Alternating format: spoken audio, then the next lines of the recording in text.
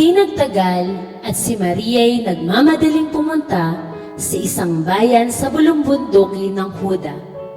Pagdating sa bahay ni Zacarias, pinati niya si Elizabeth. Nang marinig ni Elizabeth ang pagbati ni Maria, biglang gumalaw ang sanggol sa kanyang sinapupunan at siya ay napuspos ng Espiritu Santo. Napasigaw siya sa galak. Pinagpala ka sa mga babae at pinagpala rin ang dinadala mo sa iyong sinapupunan. Sino ako upang dalawin ng ina ng aking Panginoon? Sapagkat pagkarinig ko ng iyong pagbati, ay gumalaw sa tuwa ang sanggol sa aking sinapupunan. Pinagpala ka, sapagkat sumasampalataya kang matutupad ang sinasabi sa iyo ng Panginoon.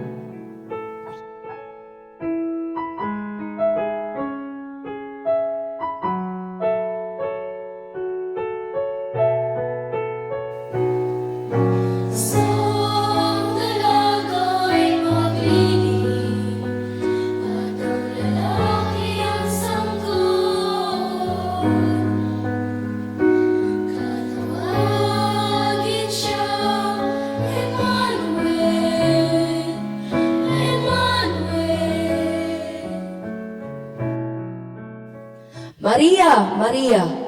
Jose, aking irog, may ipagtatapat ako sa iyo. Nagpakita sa akin ang isang anghel, at sinabi niya sa akin na lulukuban ako ng Espiritu Santo. At magsisilang ako ng sanggol na ang ngalan ay Emmanuel, na ang kahulugan ay nasa atin ang Diyos.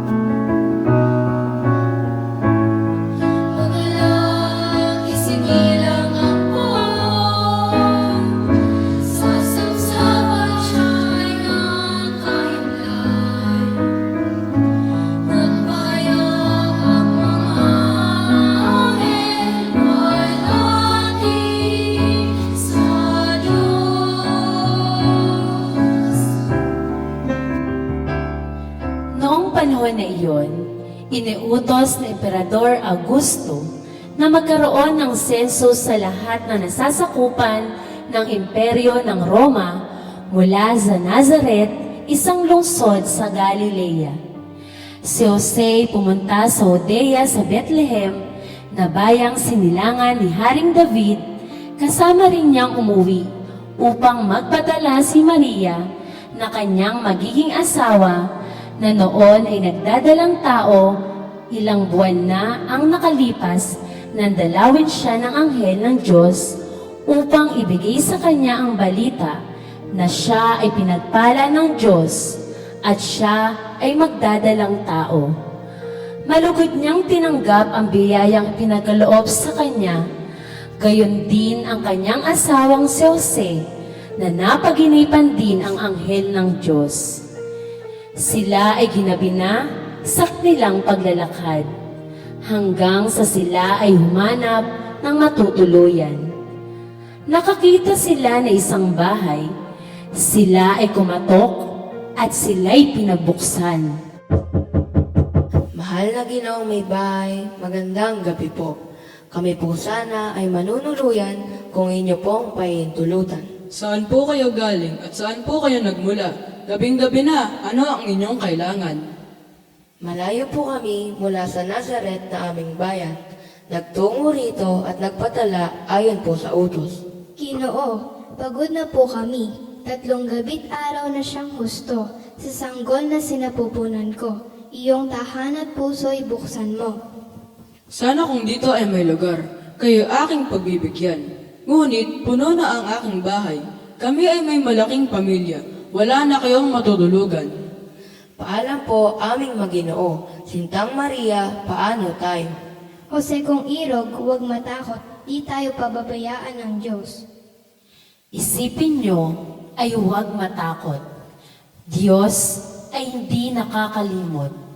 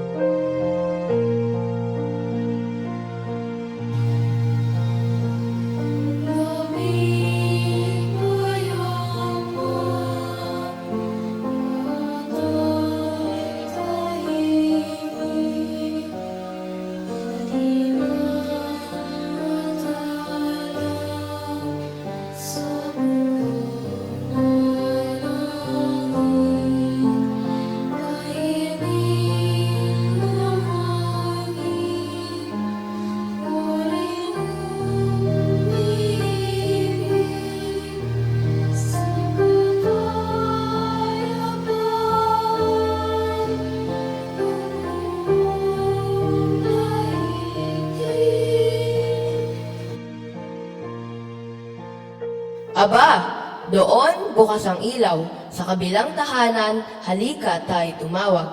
Tao po, kami inyong pagbuksan.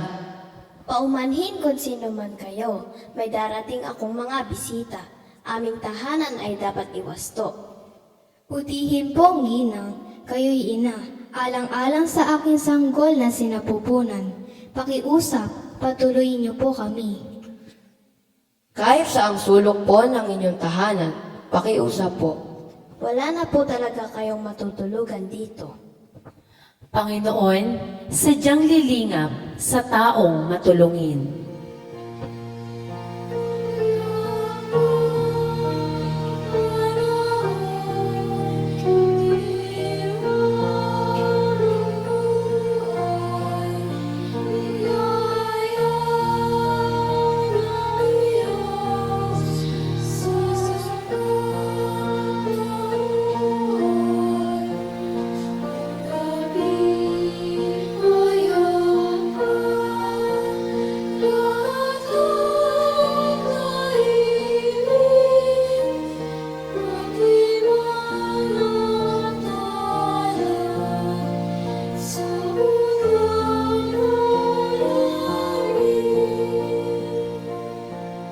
Kay gandang bahay, tignan mo, mabuting puso sana ay nandyan. O mawain pong may bahay, kami po ay inyong tulungan. Nais po naming manuluyan. Ano ba kayo? Gabing-gabi kayo'y nanggugulo. Ako po ay nakikiusap, ang aking asawa ay manganganak na. Ang hirap namin ay huwag alalahanin. Sanggol po sa aking sinapupunan ang iyong alalahanin. Buong bahay ko'y ngayong tulog. Heto kayo at nambubulabog. Wala akong panahon sa tulad yung mga mahihirap. Kung ayaw po ninyo, kami po ay huwag laitin. Kami man po ay duka at pulubi, ngunit may puso at damdamin. Aking Jose, halika na at maglakbay muli. May awa ang Diyos.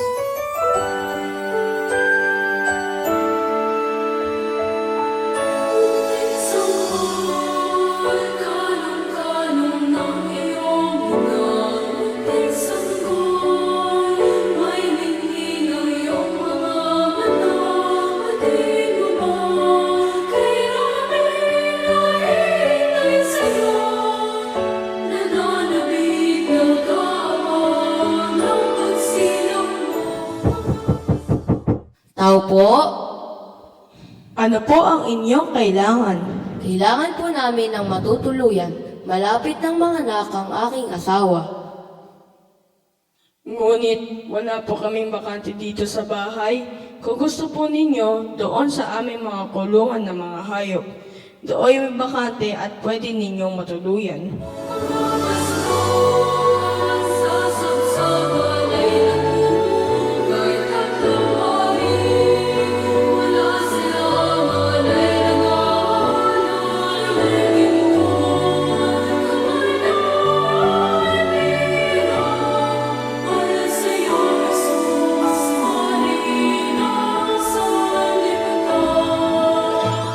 At dito na isinilang ang sanggol sa sapsaban, ang ating Panginoong Hesus, at Emmanuel, ang tagapagligtas.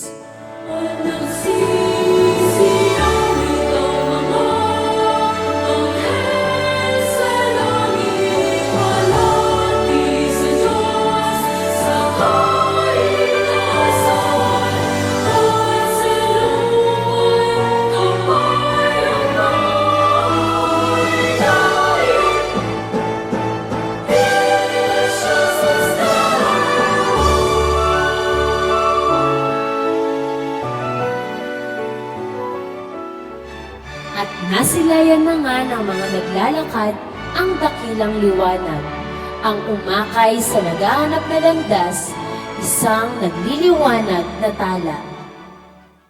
Pagkat isang sanggol ang sinilang at sa ati ipinagkaloob, haring sansinukop, tayo na't magalak.